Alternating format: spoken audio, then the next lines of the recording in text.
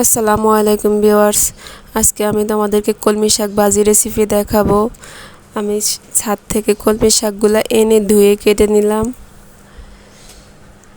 কেটে চুলায় একটা প্যান বসিয়ে 2টা পেঁয়াজ দিয়ে দিলাম আর 2টা কাঁচামরিচ দিয়ে দিলাম।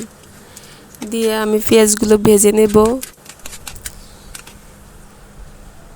আমি এখন শাকগুলো দিয়ে দেব। আর সবাই আমার চ্যানেলটা সাবস্ক্রাইব করে দিও, একটা লাইক আর একটা কমেন্ট করে দিও। পরিমাণ মতো লবণ দিয়ে দিব। শাকগুলোকে আমি সবুজ রেখে ভাজি করব। আর তোমরা এভাবে বাসায় ট্রাই করতে পারো। কলমি শাক ভাজিটা তাড়াতাড়ি হয়ে যায়, 10-15 মিনিটে হয়ে যাবে।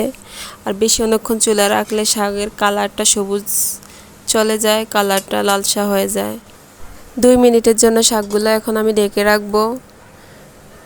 2 মিনিট পরে দেখো শাকগুলা হয়ে আসছে। এখন 1 মিনিট পরে আমি শাকগুলো এখন নামিয়ে ফেলবো। আর আমার ভিডিওটা যদি ভালো লাগে তোমরা শেয়ার করো। আজকের মতো বিদায় নিলাম। আল্লাহ হাফেজ।